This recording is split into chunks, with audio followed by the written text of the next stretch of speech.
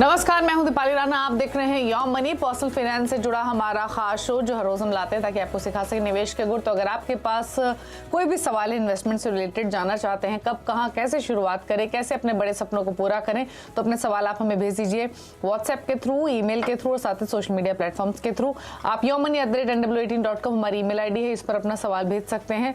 साथ ही आप WhatsApp number 7045220000 पर अपना सवाल भेज दो और साथ ही फेसबुक ट्विटर पर अपने क्वेश्चंस आप हमें भेज सकते हैं #AskAwaz योर मनी लिखकर। तो ये है तरीका शो में शामिल होने का और आप इस शो में अपने सवाल भेज सकते हैं। आज आपकी सभी क्वेरीज को आंसर करने के लिए फिनफिक्स रिसर्च और एनालिटिक्स के फाउंडर प्रवीण वाजपेयी मौजूद हैं।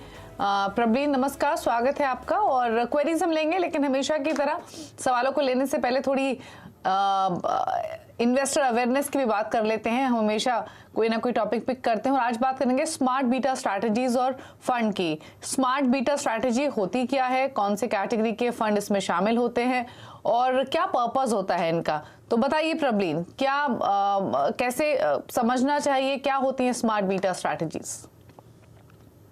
नमस्कार दीपाली। आई थिंक इस क्वेश्चन को मैं इसका जो आंसर है मैं 3 भाग में इसको डिवाइड करूंगी। पहला तो ये है कि पैसिव इन्वेस्टिंग इंडिया में ऑफ कोर्स बहुत राइज हो रही है और जो हमारे दर्शक जिनको पैसिव इन्वेस्टिंग अभी नहीं पता है म्यूचुअल फंड्स में, वो एक सिंपल तरीका होता है जहां पे आपका फंड मैनेजर एक्टिवली स्टॉक्स का चुनाव करके पोर्टफोलियो नहीं बनाते, बल्कि एक इंडेक्स जो ऑलरेडी एग्जिस्टिंग है, जैसे हमारा निफ्टी 50 हो गया या सेंसेक्स हो गया या मिड कैप 150 हो गया, उसको पिक कर लेते हैं और सेम स्टॉक्स का एक रेप्लिकेशन हो जाता है एंड जो आपका फंड है वो एग्जैक्टली उस इंडेक्स को ट्रैक करने लगता है। तो सबसे पहली चीज हो गई ये है पैसिव इन्वेस्टिंग। अब पैसिव इन्वेस्टिंग में अब तक दीपाली जो हमने इंडिया में मैक्सिमम फंड लॉन्चेस देखे हैं और इंडेक्स देखे हैं जो पॉपुलर है, वो मार्केट कैप बेस्ड होते हैं, यानी कि जो कंपनी जितनी बड़ी है उसका वेटेज उस इंडेक्स में उतना ही ऊपर हो जाता है, उसका जो परसेंटेज एलोकेशन है। जैसे अगर हम निफ्टी 50 की बात करें तो रिलायंस इंडस्ट्रीज आपका करीबन 11% पे है, फिर HDFC बैंक हो गया, इन्फोसिस हो गया, TCS हो गया, ICICI हो गए, ये सारे 5 to 8% की रेंज में इस इंडेक्स का भाग है। और यहाँ पे जो छोटी कंपनियां हैं वो नीचे चली जाती हैं और बड़ी कंपनियां अपने आप ऊपर आ जाती हैं। अब इसी पूरे जो स्पेस है हमारी पैसिव इन्वेस्टिंग में, इसमें बहुत सारे नए वेरिएंट्स निकल के आ रहे हैं और यहाँ पे हमारी बीटा स्ट्रैटेजीज का बेसिकली इंट्रोडक्शन होता है। और यहाँ पे हमारे पास डिफरेंट फैक्टर्स होते हैं, जैसे कि वोलेटिलिटी हो गया, मोमेंटम हो गया, क्वालिटी हो गया, अल्फा हो गया। इन फैक्टर्स का ऊपर नीचे करके इंक्लूजन करके डिफरेंट तरीके के इंडेक्स बनते हैं। जैसे कोई ऐसा इंडेक्स हो सकता है जहां पे क्वालिटी पे फोकस हो, कोई ऐसा इंडेक्स हो सकता है जहां पे मोमेंटम पे फोकस हो।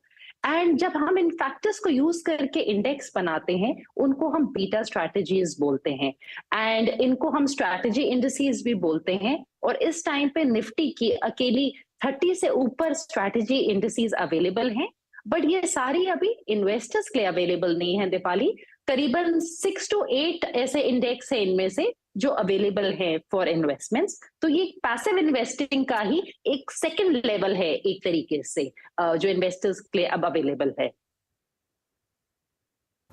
तो जो इंडेक्स फंड रिटेल के लिए अवेलेबल है उनके नाम तो आपसे पूछेंगे, लेकिन उससे पहले एक चीज और जानना चाहते हैं प्रवीण, स्मार्ट बीटा स्ट्रैटेजीज के एडवांटेज क्या है अगर कोई अपने पोर्टफोलियो में इन्हें ऐड करना चाहे तो? जी, अगर हम वेस्ट को देखें दीपाली, हम यूएस मार्केट्स को देखें, तो हम ये समझेंगे कि जो जितनी डेवलप्ड मार्केट होती हैं और जैसे जैसे इंफॉर्मेशन एंड ट्रांसपेरेंसी मार्केट्स में बढ़ती है, वैसे ही वहां पे अल्फा जनरेशन की पॉसिबिलिटीज कम होने लग जाती हैं। और पैसिव इन्वेस्टिंग का जो परसेंटेज है वो आज यूएस में देखिए तो काफी ज्यादा हाई है एज कम्पेयर टू इंडिया। तो मेरे ख्याल से इंडिया में भी हम देख रहे हैं कि पैसिव इन्वेस्टिंग का एक दौर चला है और इसके बहुत सारे रीजंस हैं और इन बीटा स्ट्रैटेजीज के भी बहुत एडवांटेजेस हैं। इनमें से कुछ है कि इसमें इन्वेस्टर को शुरू से ही कंप्लीट ट्रांसपेरेंसी रहती है एंड इंफॉर्मेशन रहती है। अगर मैं जाके आज लेट्स से निफ्टी का या मिड कैप का एक वोलेटिल मोमेंटम इंडेक्स चुनती हूँ इन्वेस्टमेंट के लिए, तो मुझे शुरू से ही पता है कि उस इंडेक्स की क्या स्ट्रैटेजी है और मेरा फंड किस स्ट्रैटेजी पे काम करेगा। तो पहले तो इन्फॉर्मेशन बहुत अच्छे से इन्वेस्टर्स के पास शुरू से है एंड एक बहुत ट्रांसपेरेंट तरीके से उनके पास पहुंचती है।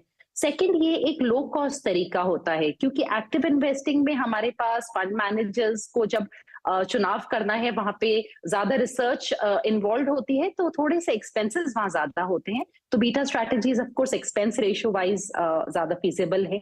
इसके अलावा यहाँ पे हमारे पास चुनाव है अगेन कि हम अपने रिटर्न्स हाई एक बेसिक बेंचमार्क को बीट करने के लिए देखना चाहते हैं, हम अपना रिस्क कम करना चाहते हैं because there is enough variety available.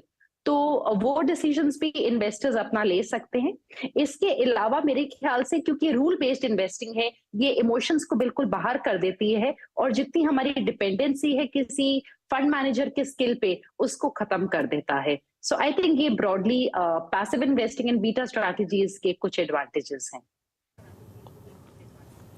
Okay, तो आपने बताया कि कुछ इंडेक्स फंड हैं बीटा स्ट्रैटेजीज के अंतर्गत जो कि रिटेल के लिए अवेलेबल हैं।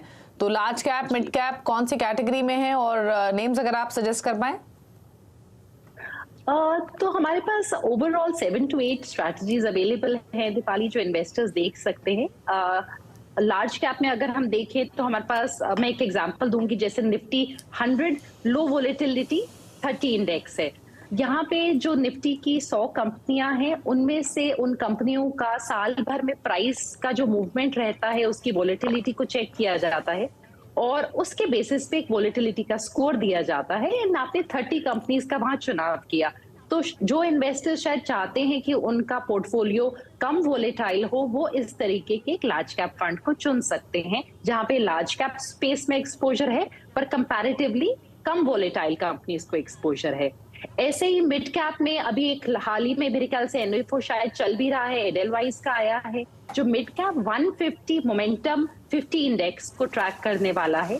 यहाँ पे हमारी जो 150 कंपनीज हैं मिड कैप की, वहां पे जो ज्यादा तेजी से भागने वाली कंपनीज हैं, जिनका 6 महीने और 12 महीने में प्राइस राइज काफी रहा है, मोमेंटम रहा है, उनका इंक्लूजन किया गया है इस इंडेक्स में।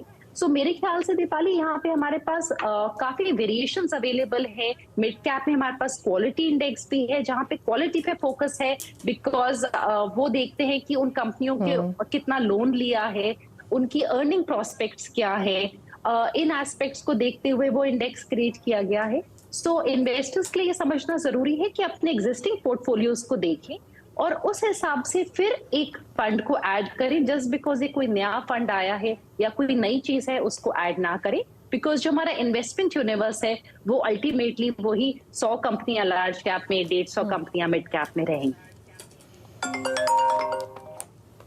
ओके, चलिए, तो ये कुछ नेम्स आपको सजेस्ट किए गए हैं और अगर आप बीटा स्ट्रैटेजी अपनाना चाहते हैं, इनमें से कोई कैटेगरी ऑप्ट करना चाहते हैं अपने पोर्टफोलियो के, तो ऑप्शन